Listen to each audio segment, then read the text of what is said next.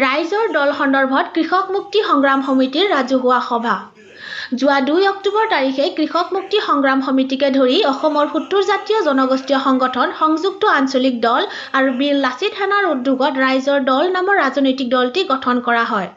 এই ৰাইজৰ দলৰ জিলা প্ৰস্তুতি সমিতি গঠনৰ উদ্দেশ্যে যোৱা 16 অক্টোবৰ 2020 তাৰিখ শুক্ৰবাৰে ওদালগুৰি জিলাৰ কলাইগাঁও প্ৰগতিশীল জনমঞ্চ প্ৰাংগণত জিলাখনৰ বিভিন্ন প্ৰান্তৰ ৰাইজৰ উপস্থিতিত এখনি ৰাজহুৱা সভা অনুষ্ঠিত কৰা হয়।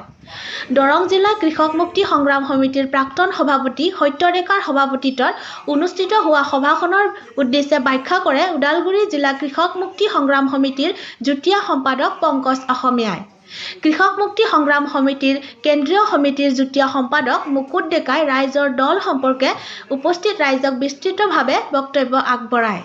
ইয়াৰ পিছতে বিশিষ্ট সমাজ সংগঠক, সাংস্কৃতিক কৰ্মী তৰুণ আজাদ ডেকা, সমাজকৰ্মী আব্দুল হাই, সচেতন গণমঞ্চৰ সভাপতি দিব্যজ্যোতি বৰুৱা, বিটিআৰ গৰিয়ামৰীয়া দেশী ছাত্ৰ সন্থাৰ ওদালগুৰি জিলা সমিতিৰ সভাপতি ফাইজুল হুছেইন, বিশিষ্ট সাহিত্য সংগঠক ভদ্ৰকান্ত শৰ্মা, ওদালগুৰি জিলা কৃষক মুক্তি সংগ্ৰাম সমিতিৰ সভাপতি দীপক শৰ্মা, যুটীয়া সম্পাদক সতৰাম বৰা, সমাজকৰ্মী প্ৰবীণ কুমাৰ ডেকাৰ লগতে জিলাখনৰ বিভিন্ন প্ৰান্তৰ বহুকেইজন বিশিষ্ট ব্যক্তিয়ে ৰাইজৰ দলৰ প্ৰতি বিভিন্ন দিহা পৰামৰ্শ আগবঢ়ায়।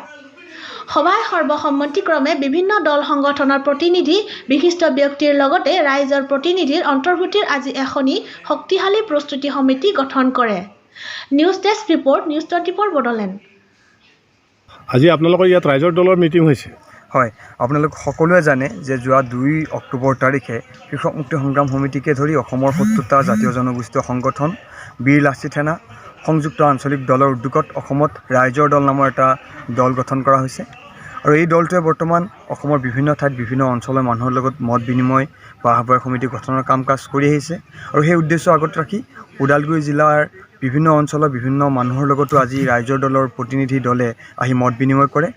আৰু এই মত বিনিময় অনুষ্ঠানৰ অন্তত এই সভাখনত উপস্থিত থকা বিভিন্ন ব্যক্তিৰ জৰিয়তে এখনি শক্তিশালী প্ৰস্তুতি সমিতি গঠন কৰা হয়। আৰু এই প্ৰস্তুতি সমিতিখনে সিদ্ধান্ত গ্ৰহণ কৰিছে যে অক্টোবৰ মাহৰ ভিতৰতে এখনি শক্তিশালী আহ্বায়ক সমিতি ওদালগুৰি জিলা সমিতিত গঠন কৰা হ'ব আৰু এই ৰাইজৰ দলক ৰাইজৰ মাজলৈ লৈ যাবলৈ চেষ্টা কৰিব। আমি আজিৰ এই সভাখনত উপস্থিত থকা সকলোকে ধন্যবাদ জনাইছোঁ আৰু অনাগত দিনবোৰতো ৰাইজৰ দলৰ প্ৰতিটো ক্ষেত্ৰতে সকলোৱে সহযোগিতা বিচাৰিছোঁ। ধন্যবাদ। Welcome to News 24 Bodoland. News 24 Bodoland YouTube channel. Please subscribe and click on bell icon. Thanks.